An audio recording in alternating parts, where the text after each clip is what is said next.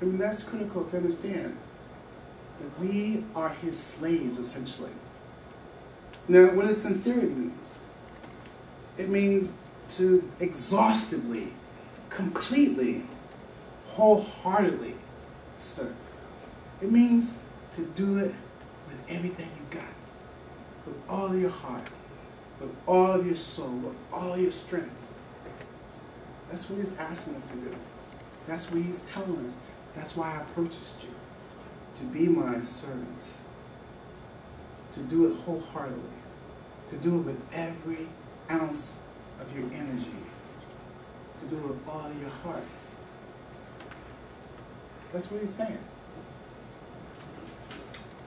Now, keep in mind, like I said, that he purchased us, he bought us, he even chose us to do this. Okay? Let me read you a couple of verses so that you'll know this is just not my philosophy. This is just not my way of thinking. It says in Isaiah chapter 43, verse 10, this is God talking. He says, "You are my witnesses, saith the Lord, and my servant whom I have chosen, that you may know and believe me and understand that I am he." He says that you are my witness and my servant who I've chosen. We talked about this before, us being chosen. But this is why we're chosen, to be his servants and his witnesses, whom he's chosen. He essentially says the same thing as Isaiah 41 when he tells Jacob, "My servant, whom I have chosen." In Matthew chapter 25, he says that, "Well done, good and faithful servants. You are faithful over a few things. I will make you rule over many things. Enter into the joy of my rest." Now he's telling this person, you are faithful in the things that I sent you to do. And he's telling this person, you are my servant. And he's telling this servant to enter into the joy of his rest. He's telling this servant, you can enter in now.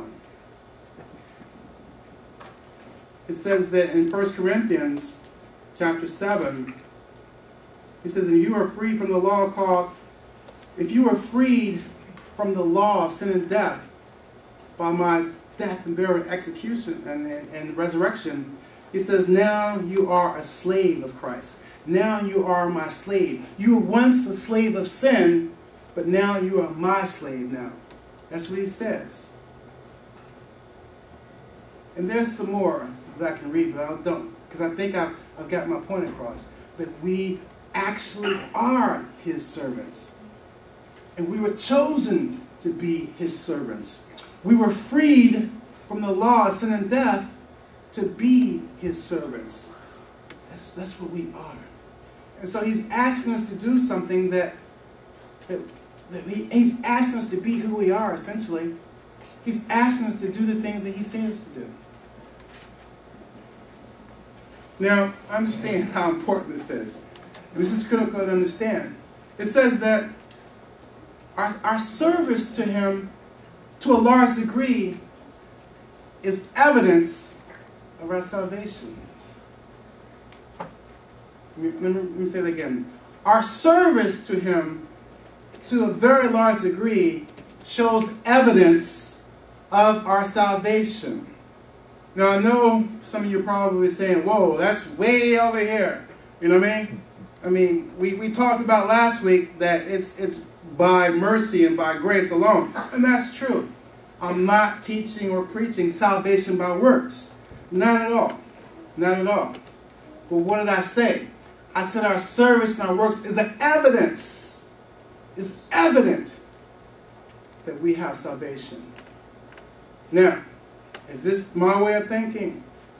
Is this my interpretation and my theory? You know the answer to that, right? No. Let me show you why. In James chapter 2, I'm going to start with verse 17. It says, thus also, faith by itself, if it does not have works, is dead. Faith by itself, if it does not have works, it's dead. What is it saying? If you just sit there and talk about all your faith, if you sit there and just talk about whatever, if that's all you're doing, say I have faith, I'm this, I'm that, and the other, he's saying that's not good enough for me. He says it's dead. It's useless. It's just talk. That's all it is. And we're going to talk about that in the soon. He further goes on to say, someone will say, I have faith and I have works. Someone will say, you have faith and I have works. They're comparing two people. One says that I have faith and the other says, well, I have works. All right? There's this showdown. There's a comparison now. All right? This is what James says. Show me your faith without your works, and I will show you my faith by my works. I will show you my faith by what I do. And then he further goes and say, but do you want to know, O foolish man, that faith without works is dead? He's saying, do you really want to find that out? Do you really, truly want to find that out, that faith without works is dead? Because when you really find that out, it's too late. That's why he calls him a foolish man. By the time you really understand that, by the time you really find that out, it's too late. Because at that point, you're going to hear, depart from me. I don't know you. I don't know you. He gives us an example. He says that was not Abraham, our father, justified by works when he offered Isaac, his son, on the altar? Meaning Abraham had faith in God, and so as a result, he acted upon what God told him to do, which was take his son Isaac to the altar. So his faith was made perfect by his actions. That's what he's saying here. He also says that, do you see that faith was working together with his works? And by works, faith was made perfect. You see then that a man is justified by works and not by faith alone. And he gives us an example again. He says, for the body without the spirit is dead, so faith without works is also dead. So I'm trying to get you to understand the actual importance of our works, our service to him.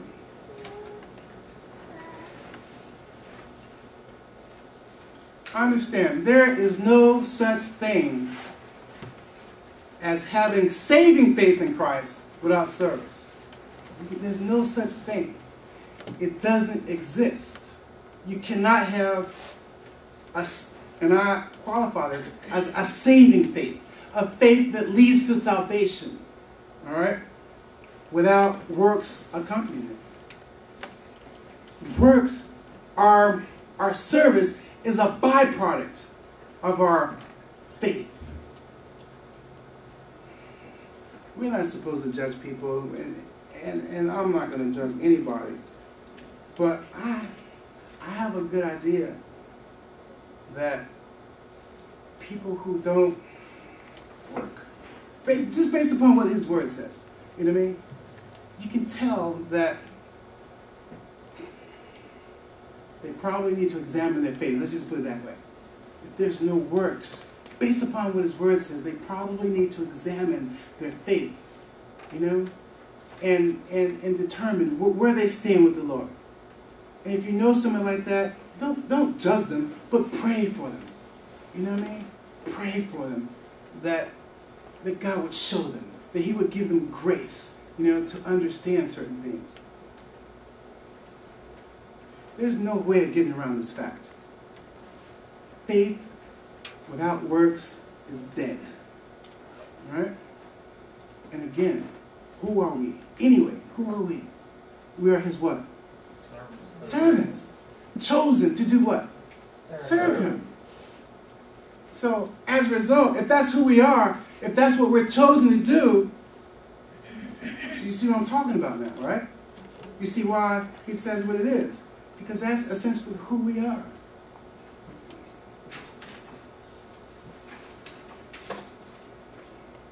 Okay, now that we understand that, and now that we recognize the significance of that, let's explore what it means to be a servant. Okay, first of all, in order to be a servant, we have to choose to be a servant. We have to make a conscious decision to say that I'm going to serve you within our heart. Now, at this point, this is when all hesitation is gone. This is when there's no more deliberating within our mind which way to go.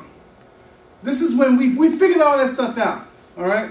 This is when we say to ourselves, self, I'm going to serve him, okay? This is what it means. You don't get to this point, all the wavering is gone now. We've already settled that in our heart and our mind. We've already come to that conclusion. We ourselves, all right? This is the servant I'm talking about, who's already made up their mind to choose him and is void of any hesitation whatsoever. This is what I'm talking about here, okay? We've contemplated all the pros and cons. There's no more reservation in our heart. This is what we choose. And I got to tell you, I see that in you guys. I see all the reservation going. I see you guys all out now. I see you guys hard charging, just like Joshua. And that makes me so happy. So happy to see you guys sold out. Did we sing that song? Amen. Huh? We didn't sing it today. We didn't sing it today? But I'm happy to see you guys sold out. I'm happy to see you guys do things that we only pray for. You know, you got Darla May sending out scriptures. You know what I mean? You should have seen it, man. She was like a kid in the candy store. You know what I mean? I ain't lying. You know what I mean? You should have seen it. You know? I mean, Lee sending me pictures. Keisha got her Bible cracked open with a cup of coffee early in the morning. You know? This is what I'm talking about. Srana singing her heart out. Every Sunday. Huh? Every Sunday. Every Sunday. Practice. Every Sunday. This is what I'm talking about. These people have made up their mind already. You know what I mean? Have made up their mind. Sold out. And this is what I'm talking about. Huh? Give us some tissue, guys. Please. Please. But see, this is what I'm talking about.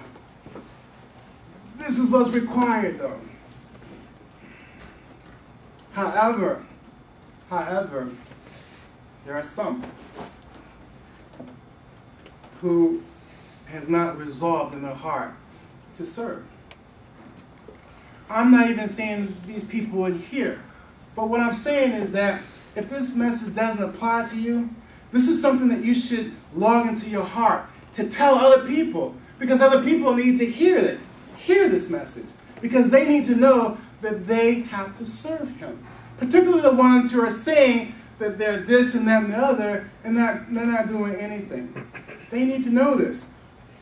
Excuse me. We need to go and tell them this, because it's so critical. Because remember the significance of what we're talking about here.